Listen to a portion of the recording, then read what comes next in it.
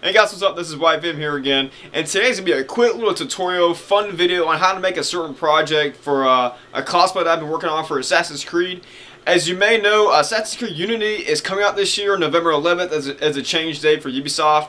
They kind of delayed it, but anyways, Assassin's Creed Unity has been getting a lot of notoriety for the past few months, and it's been getting well known around the world, and it's just really looks like an awesome game, and I can't wait to get it. Unfortunately, I won't be able to get it until Christmas when I can actually get a PS4. Unfortunately, I won't be getting it November 11th, so everyone will be playing without me. I'm very disappointed, but oh well. Actually, but there's been a lot of cosplays for Assassin's Creed Unity, especially for Arno Dorian, who's the main character for this game, and I've been enjoying a lot of his concept, really his designs, really. And I decided to make myself a cosplay inspired by Arno's designs for especially his weapons, his wardrobe, everything else. The character that I created was named Benjamin Arthur. He is an assassin during the Victorian era in London, England.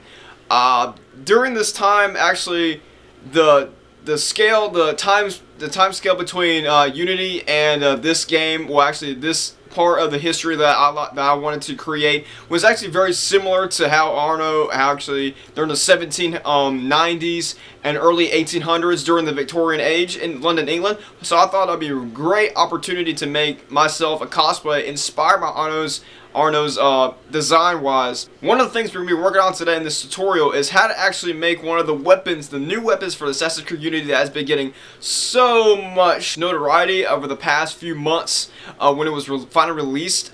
This is actually what I'm talking about. The new hidden blade, or say slash crossbow, a mini crossbow, is actually how to make your own Phantom Blade.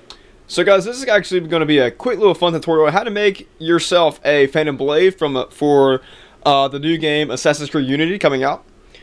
This is actually not the actual real design of how the Phantom Blade in Assassin's Creed Unity looks. This is actually a modified version that I created myself for the new character that I created for the Assassin's Creed game, or actually for the Assassin's Creed time-wise in a Victoria era England. So I got some things that you will need to make this tutorial work, or have actually this project to work. As you can see, I put a lot of detail into actually making the Phantom Blade possible. And yes, the crossbows or the bow part of the Phantom Blade collapses, and the hidden blade still works as you saw before. As you can already tell, the basis for this hidden blade slash Phantom Blade design is actually the AC4 hidden blade. I'll go in more detail how to actually work it and how to actually design it. So let's get started with that. One of the steps in creating the new Phantom Blade, or my Phantom Blade that I created, you can actually create this however you want. This is actually the way I created mine. You don't really have to follow this tutorial if you want to create your own, but this is actually a great basis to if you want to create your own Phantom Blade without creating a whole new hidden blade. You can just get one, like you could just already have a hidden blade, but you can just create the exterior like bow particles that you will need. So first off, what you want to do, as you know, the basis of the hidden blade that I created was the AC4 hidden blade, Edward Kenway's hidden blade from Assassin's Creed 4 Black Flag. The reason why I wanted to get this hidden blade, actually to make this Phantom Blade design, is because I really wanted to actually have the time period of both AC Unity and my character Benjamin Arthur have a very close relationship to one another in the sense of time. 1790s, early 1800s, and so on and so forth during that time period.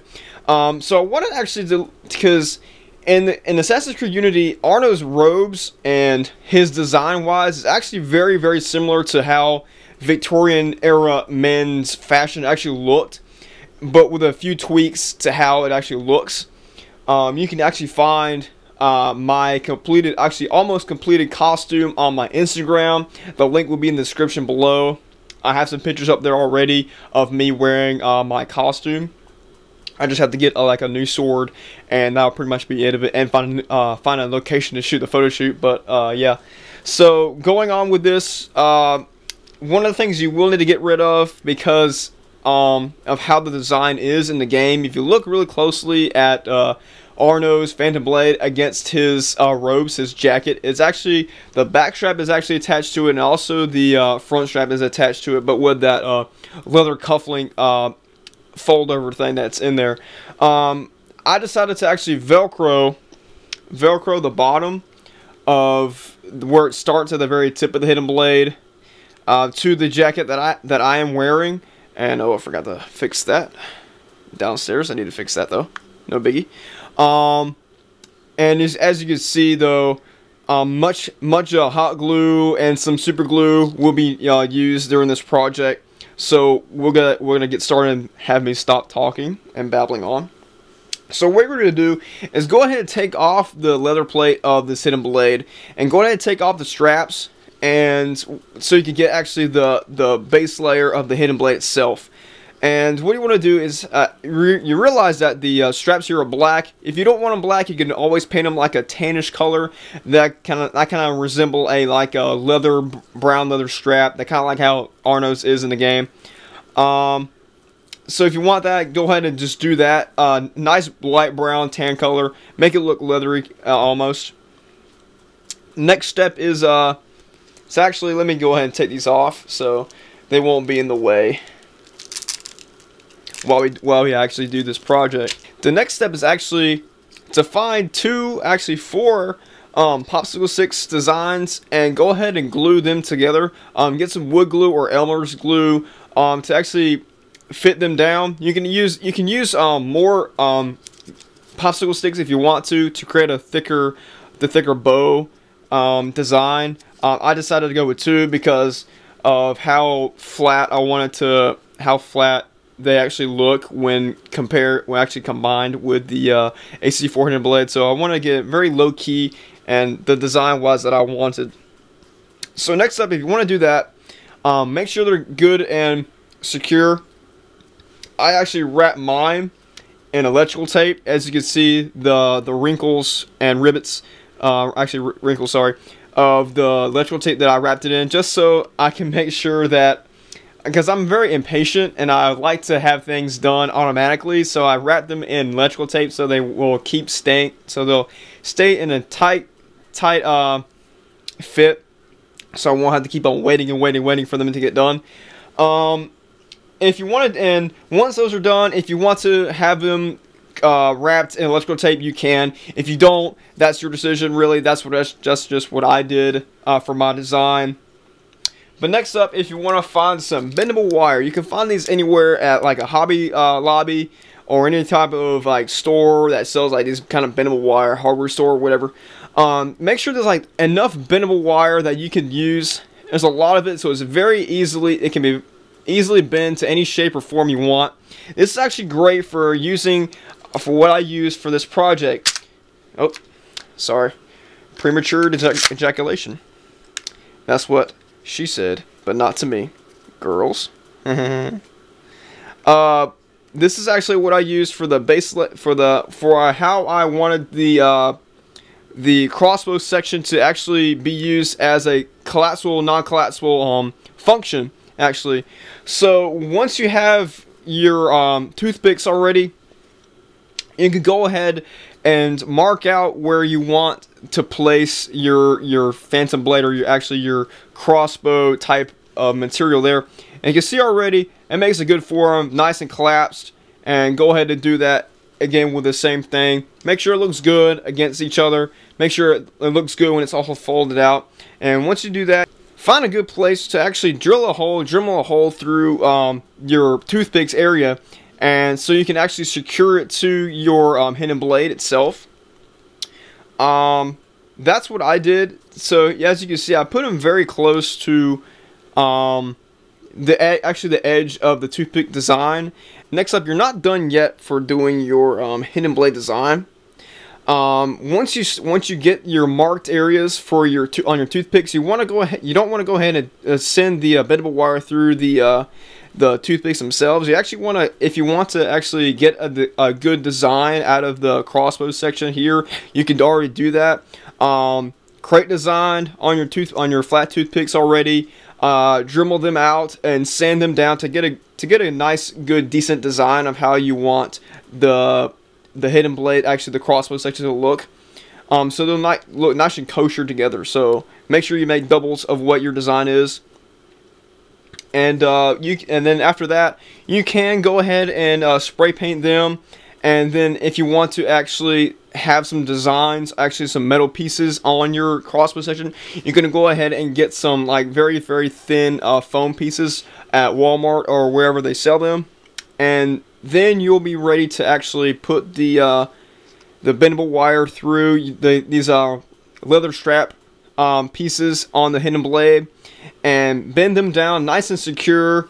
But make sure and bend the tips down so you can actually, make sure they won't, the bendable wire won't fall out, or they'll have it nice and smooth. So yeah, make sure the crossbow sections go out nice and smooth, no troubles. Glue them down, hot glue them, super glue them, whatever, so you can actually get them nice and secure up there. And next up, if you want to actually, as you can see, the skull on the ignition for the hidden blade, I sanded that actually off. So I actually replaced this with a type of button that I thought was very British looking. It's actually kind of a shield looking thing. Hopefully I could get it on camera. I don't think it will focus though, but anyway, it's a very English type of button. I found these at a Hobby Lobby. They're great buttons for if you want to, like, for fashion or whatever. I put these actually on parts of my jacket and costume myself and my vest.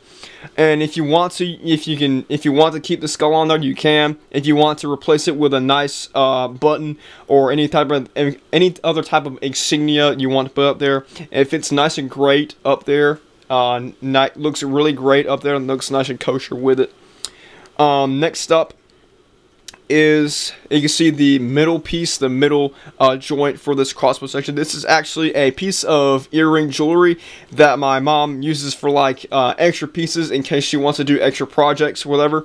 I thought this was a great piece to find to use as the middle joint for this hidden blade, and it felt right to it when I looked at the certain design. You can see it's very unique and it looked right. So what I did was I took an extra piece of foam, that thin foam I showed you right there, put under it so it won't actually show through the earring itself, and I painted it kind of gold to give it that extra kind of old goldish look to it, so it looks really well together. And I put that on top of the hidden blade as you do it. Make sure you do this part last because it might get in the way if you do this first. The crossbows might get in the way if you do that, if you're working on that, so just mind that. And very last thing you want to do is get some string, if you do want some string up there to make it look like it's an actual bow design. Get some like yarn or whatever. I chose this like very silvery type of gray yarn to use as the bow like strings for this Phantom Blade. And all in all, make sure the hidden blade works really good and it looks really great with this costume. And I hope that all says all for how to actually design your own Phantom Blade. I know it's kind of rushed during this. I hope you kind of take it slow, kind of go pause it bit by bit. I'm sorry I was too fast for you. My camera's kind of dying of battery life, so sorry about that. So I hope you find this all instructive, how to make your own Phantom Blade, and if you want to create your own. But again, this is White Venom.